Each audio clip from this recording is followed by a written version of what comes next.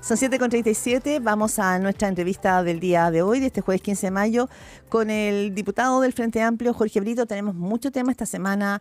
La ley de fraccionamiento de la pesca ha sido un tema nuclear en la discusión. Hubo comisión mixta en el Congreso, hubo debates intensos. El propio diputado Brito tuvo un rol ahí importante, justamente, ¿no es cierto?, en un debate más bien áspero respecto de la cuota de la merluza que ha significado, y también, ¿no es cierto?, el cuestionamiento por las cifras erróneas que entregó aquí el subsecretario Julio Sala. Eso y también toda la polémica del Frente Amplio en curso, así que lo tenemos ya conectado, diputado Jorge Brito. Muchas Hola, gracias. Diputado, ¿cómo está? Buenos días. Gerardo Claudia Gómez Álamo. y Claudia Álamo. ¿Cómo le va? Gerardo, Hola, mucho gusto, Claudia, Gerardo. Saludos desde Valparaíso, en donde tenemos un poquito menos de frío, cerca de 9-10 grados. No. Así que Perfecto. le mando fuerza y aguante para la capital. Tampoco estamos tiritando ni bajo nieve, pero gracias, se agradece la solidaridad. Oiga, para comenzar, usted se opuso a votar a favor de repetir la votación, ¿no?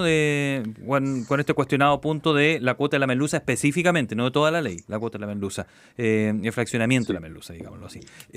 ¿Por qué?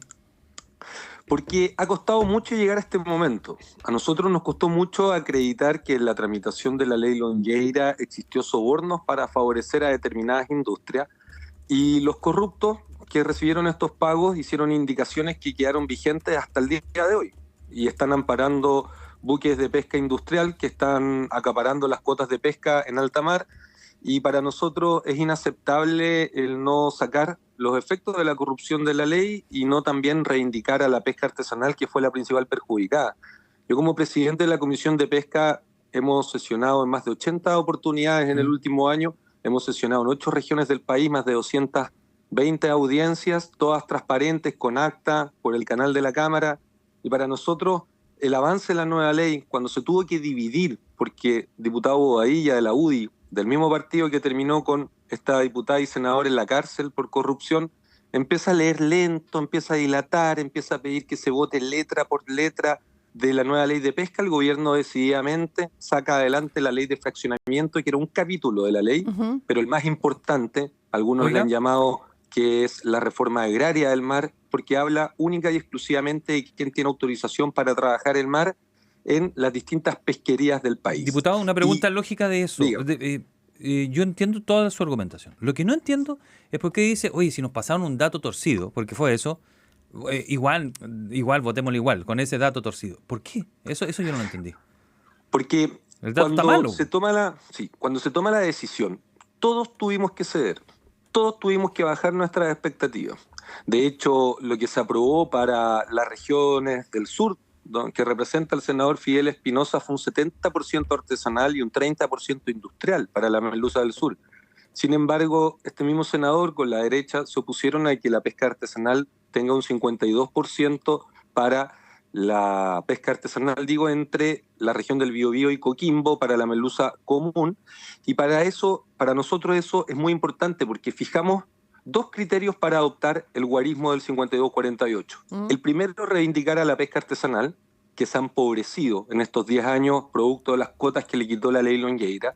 Y en segundo lugar, es garantizar los puestos de trabajo de las plantas de proceso. Y ahí es donde comienza todo a torcerse en cuanto a la información. Porque el dato desactualizado que entregó el Ministerio de Economía es un dato que no fue parte de la base de la decisión. Se refiere a los desembarques de Pacific Blue en un momento, el año 2024, respecto que estaba presentándose como era diciembre, pero en realidad era a septiembre. Pero lo que nosotros utilizamos como base de la decisión son cuántos kilos de pescado necesita las plantas de proceso de Pacific Blue para funcionar. Claro, en todos sus años de historia nunca han necesitado más que 11.300 toneladas en promedio. En consecuencia, la cuota asignada es más que suficiente. Y es por eso que el 48 es más que suficiente a nuestro parecer para la industria pesquera. La razón, y como se conoció este dato erróneo, por decirlo de alguna manera, tuvo que ver con el argumento de la propia empresa para decir, paramos nuestra presencia en Chile hasta enero, nos vamos en enero del 2026. ¿Por qué? Porque finalmente, si uno está discutiendo una ley tan importante como la ley de pesca y el tema del fraccionamiento, que sabemos que tiene roce, que es delicada, que tenemos la presión de los pescadores artesanales, la presión de las grandes empresas. Si el mundo parlamentario sabe, si el gobierno sabe y que están discutiendo esto porque consideran ilegítima la ley Longueira, cuesta entender que se puedan equivocar en datos que lo que pueden afectar es también a la credibilidad del proceso legislativo en curso. Totalmente, yo en eso concuerdo con usted, plenamente. El tema es que es importante despejar el aprovechamiento de quienes intentan sacar un fraccionamiento mayoritario para la industria pesquera en una pesquería, que es la merluza común, que es la principal pesquería de nuestra zona central. No es una de las 22, como dijo el ministro Grau, es la principal. De hecho, ustedes podrán ir a cualquier caleta entre Coquimbo y la caleta Cocholhue, de la región del Biobío, ver los botes de 8 metros y preguntarle a los pescadores cuánta cuota tenían, cuánto le asignó la ley Longueira y cómo quedaría con la nueva ley de fraccionamiento. Ya, pero usted hace un punto, perdón, diputado, entonces usted hace un punto para entender bien. Sus críticas no tienen que ver solamente con la oposición, es decir, con la derecha, sino que usted también está haciendo críticas al ministro Grau y al senador socialista Fidel Espinosa. O sea... Lo que pasa es que el ministro Grau suscribió el miércoles de la semana pasada un 52 para la pesca artesanal y un 48 para la pesca industrial. Y el ministro también estaba al tanto de que Pacific Blue tenía mucha más cuota asignada en el acuerdo de la Comisión de Fraccionamiento que la que necesita para funcionar en todos sus años de historia. En consecuencia, no me puedo hacer responsable de un mal manejo comercial de la empresa, como da cuenta el Diario Financiero, que muestra pérdidas antes de la ley de fraccionamiento, ni tampoco de que hayan despedido a cerca de 400 trabajadores el año 2023. Lo que sí me puedo hacer cargo es que la merluza, que la captura de la pesca industrial con arrastre y los artesanales tienen prohibido el arrastre hace 25 años, está en un estado de sobreexplotación, de acuerdo al comité científico, está al borde del colapso. Y restringir la captura industrial para nosotros es necesario, pues de lo contrario no van a haber peces ni para la industria ni para la pesca artesanal, garantizando el funcionamiento de las plantas de proceso. Y eso es muy importante decirlo. Aquí se ha intentado satanizar. No, las plantas de proceso que son parte de la industria emplean principalmente a mujeres trabajadoras que además destinan la producción a agregarle valor y a que se pueda destinar a consumo humano. Eso nosotros lo protegemos en la ley de fraccionamiento. Usted escucha al diputado del Frente Amplio, Jorge Brito, conversando con Primera Pauta. Ayer hablábamos con el senador Pedro Araya y él decía que, evidentemente, entendiendo el pecado original que tiene la ley Longueira, la ley Longueira dijo que tenía varias cosas buenas en su redacción y que había permitido una convivencia muy pacífica en el norte entre pescadores artesanales e industriales. Él más nos mencionó una agrupación de pescadores del norte que estaba contra este cambio en las cuotas. Entonces, yo no entiendo si era toda mala, evidentemente, lo que había pasado con la ley Longueira, o tenía cosas buenas, como él dice, y que no debieron haber sido cambiadas. La ley Longueira tenía aspectos que significaron un progreso en la institucionalidad pesquera. Se definieron las cuotas globales de captura, los comités científicos, y eso es muy importante porque si sacamos más de una cuota global que define un comité científico, el mar se acaba. Y lo que señala el senador Pedro Araya es parcialmente cierto en cuanto a que en su misma región de Antofagasta la pesca artesanal está dividida entre aquellos que quieren mantener la mayoría de la cuota en manos de Corpesca y aquellos que quieren ellos tener la mayoría de la cuota. Y lo que hace en cuanto a la sardina y la anchoveta, que son las pesquerías que le preocupan a la gente del norte, es que se devuelve esto en mayoría de la pesca artesanal en un mecanismo progresivo que va desde un 55% en mayoría de la pesca artesanal a un 85%, dependiendo si la industria no captura su porcentaje, las artesanales van ganando un 5% más, un 5% más. Me parece que eso es una cancha harto más justa que la ley Longueira, que le entregó el 80% a Corpesca y el 20% a los pescadores artesanales.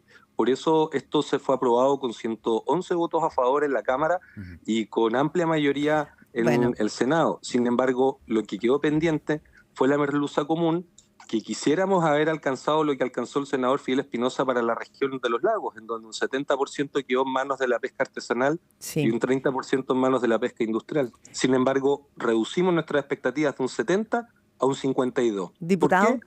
Por los dos criterios. Darle la oportunidad a la pesca artesanal y garantizar el funcionamiento de las plantas de proceso. Bueno, está claro que esta discusión va a ser muy áspera y vamos a ver finalmente cómo aterriza, pero sobre todo que pueda otorgarle la legitimidad que se supone que requiere esta ley de pesca para que se pueda sacudir, ¿no es cierto?, de los cuestionamientos de la ley Longueira. Lo quiero llevar a otro tema, diputado Jorge Brito, a propósito de que el Frente Amplio también está puesto hoy día, ¿no es cierto?, en cuestión en otros temas.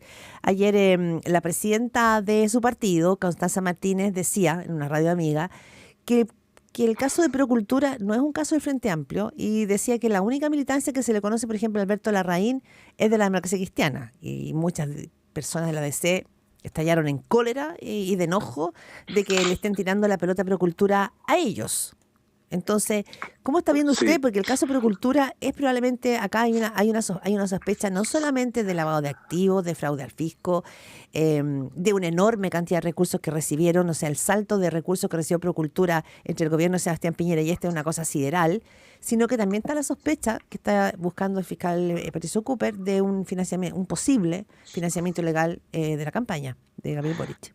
Sí, lo primero, a mí Sí. me gustaría saber qué opinión tienen ustedes de lo que dijo nuestra presidenta, si consideran que es cierto o no respecto a la militancia de Alberto Larraín, porque eso, al parecer, como ella lo afirma, son hechos y hasta el momento no han sido descartados los hechos. Sí ha habido gente que se ha sentido muy ofendida, pero los hechos no han sido desmentidos hasta que, al momento que yo he podido revisar. A mí sí me preocupa... Sí, pero Catalina Pérez era Diga. de ustedes también. Si vamos por eso, vamos por el Y partido Alberto Larraín Sí. renunció a la DC del 2018. bastante claro, y cuando ya su acercamiento Pero con el Frente Amplio yo y las milito- amistades... Digo, si ponemos las cosas en ese contexto, ¿a qué partido perteneció? Ya no, es simplificar mucho las cosas, ¿no? O sea, yo milito en el Frente Amplio, participo en todas las actividades, en todos los encuentros nacionales y ni en pelea de perro he visto a Alberto Larraín. Y Y ahora que pero se hizo Catalina Pérez. famoso con esto, la verdad es que he escuchado muy malas referencias respecto a él. Ajá. Ujú. Por eso también estamos siguiendo de cerca lo que se va conociendo, que son trascendidos, porque recordar que aquí hasta el momento hay muy poca información oficial verificada, pero sí me parece muy grave que exista la posibilidad de financiamiento irregular a la política o de cualquier gestión de intereses privados con recursos públicos. Nosotros tenemos que apuntar siempre a poder apartar a los que les gusta la plata de la política, como decía el mismo Pepe Mujica, que en paz descanse, porque él señalaba, son un peligro. Y para mí esto también tiene de un poco de, no sé cómo decirlo, pero hay quienes están utilizando las filtraciones ilegales para realizar campañas cuando en realidad son filtraciones ilegales que responden a procesos investigativos que todos queremos que puedan llegar a puerto, que puedan concluir. Si alguien queda libre es porque es inocente y en ese sentido vamos a seguir de cerca lo que va a ocurrir con el caso, pero es importante acá también ver cómo todos Pero, reaccionamos. diputado, Nosotros, sí, perdón, cuando destapó el caso de la democracia viva, al tiro, suspensión de militancia, Sí. querella, y hoy día hay medidas de arresto domiciliario en contra de una parlamentaria que es producto de la querella, la cual nosotros también participamos en su contra. Sí, lo que llama la atención, diputado Jorge Brito, es que el Frente Amplio se siente perseguido. Eso habla de un espionaje político que no lo apoya ni el Partido Socialista, o sea, nadie del oficialismo le apoya la tesis, ni el presidente apoyó la tesis de que hay un espionaje político. Hay un cuestionamiento formal a la figura de un fiscal, que es el caso del fiscal Cooper, al quien me imagino lo ponen también en calidad como de persecutor. Está también, ¿no es cierto?, esto de tratar de tirar la pelota diciendo, bueno, pero porque nadie ha dicho que el señor Larraín era militante del Frente Amplio. Entonces no se entiende por qué ahora hay que ponerle un domicilio político para sacarlo de la fila, para alejarlo. Entonces, como que, ¿por qué esta actitud tan defensiva? Mire, yo sí le podría dar mi opinión respecto a lo que usted señala de espionaje político. Que de hecho yo trabajo en la Comisión de Inteligencia de la Cámara, hemos creado el mecanismo de gasto reservado, la reforma al sistema de inteligencia. Yo puse indicaciones para aumentar las sanciones cuando alguna autoridad, como el ex subsecretario Monsalve Maulu, utiliza la ley de inteligencia o las medidas intrusivas, pero en esto hay que también ser responsable, porque en la medida que no hay pruebas contundentes que uno pueda acreditar, también yo no puedo afirmarlo. Lo que sí puedo decir es que hay aprovechamiento político por filtraciones ilegales, que selectivamente se filtra una solicitud pero no la respuesta, selectivamente se filtran en momentos que son importantes para la política, y yo quisiera que el país pudiera tener la certeza que la corrupción se va a enfrentar siempre, independiente de quién está involucrado, pero también que los procesos van a continuar avanzando y no se van a detener por los escándalos políticos. Y aquí cuando hablo de proceso, hablo de los proyectos de ley en el Congreso, porque cuando esto ocurre, yo lo noto en el Congreso. No quieren tramitar el proyecto de ley, si no viene el ministro, no se avanza en la comisión, y eso no le hace bien a Chile. Y además, la unidad, porque al final de cuentas aquí están todos peleando con todos, pero vamos a llegar a una elección este mismo año presidencial. Pero corresponde y todos van a estar abrazándose con todos. Pero la pregunta, cuando en realidad necesitamos diputado, hacer unidad en el día a día. Perdóneme, pero corresponde, a su juicio, institucionalmente, ya salgamos, digamos, del domicilio personal o del sí mismo, corresponde institucionalmente que el partido del presidente de la República cuestione a una figura que es otro poder del Estado. ¿Corresponde sinceramente? Yo no he visto ni tampoco yo he cuestionado al Poder Judicial, que es autónomo. Pero sí hay conductas por parte de un fiscal que son a lo menos... Pero si han hablado de espionaje directamente, pues, diputado, sí, me gusta, de verdad me gusta hablar con usted porque es muy sincero, pero en ese punto... espionaje es muy grave, o sea, cuando uno pero dice... si lo hicieron en su partido. Están espionando. Por eso nosotros consideramos que en la medida que no hay pruebas para poder acreditarlo, yo en lo personal no hablo de espionaje, si hablo de una utilización política de filtraciones ilegales en procesos que todos queremos que puedan llevarse hasta los tribunales, porque lo que hemos visto en la información trascendida hasta el momento es que hay más de 50 intervenciones telefónicas en el círculo del presidente, en donde se ha insistido en solicitudes, que se ha insistido en rechazarlas por parte de tribunales. Entonces, más allá de intentar llevar esto al Poder Judicial, esto está circunscrito en la figura de un fiscal, en donde mi confianza en torno a los tribunales no ha variado, porque aquí hay un proceso en curso y al igual que el Congreso y las instituciones tienen que funcionar, los tribunales tienen que funcionar. Por eso yo no me pierdo. Entonces, ahora me queda mucho más claro su postura. ¿Usted invitaría a que se evitaran ese tipo de declaraciones que tensionan la situación, cuestionan otro poder del Estado y en momento, como dice usted, que hay investigación en curso? Que sea el tiempo va a decir la verdad y se caerá lo que se tenga que caer, y etcétera. Pero probablemente hay que tener cuidado con ese tipo de declaraciones dentro de su sector. Yo creo que hay que ser muy cuidadosos porque cuando existan pruebas suficientes, ojalá que no, pero si llegasen a existir pruebas suficientes de que ocurrió un espionaje político o una mala utilización de las medidas intrusivas, entonces en ese momento espero que todos los sectores y también el mundo de la prensa, que también ha sido objeto de espionaje. Quiero recordar la operación W de la Dirección del Ejército, que espionaron al periodista investigativo Mauricio Weibel, denunciante del fraude en el Ejército. Ese tipo de operaciones que resultaron ser ilegales son muy graves, atentan contra la convivencia nacional y contra el Estado de Derecho. Por eso es importante, cuando uno señala una denuncia de esta materia, entregar inmediatamente los antecedentes y que esto se investigue, pues de lo contrario se va perdiendo el sentido de convivencia nacional. La pregunta es si el estándar que está pidiendo el Frente Amplio es el mismo que ustedes ocuparon, por ejemplo, en todo el caso Hermosilla. Esa pesa, ¿no? Esa pesa en los hombros hace años o hace tiempo. Yo quisiera ver las filtraciones del caso Hermosilla en la arista de Andrés Chadwick para ver sus responsabilidades en esta red que permitía torcer procesos investigativos, torcer... O sea, la hemos informado, la Fiscalía no lo ha formalizado. La verdad es que vemos desde por lo menos nuestra realidad, desde nuestras regiones, vemos cómo existe filtraciones muy convenientes para determinados sectores y eso daña mucho las instituciones. Y usted puede tener una idea u otra, pero tenemos instituciones en común, tenemos un país en común que cuidar, que mejorar, que hacer crecer. Y en ese entendido, todas estas filtraciones por parte de los procesos investigativos, sin antes tener verdades judiciales, lo que hacen es dañar la confianza entre los compatriotas y hacia las instituciones. Interesante eso que nos dice para cerrar esta conversación, diputado.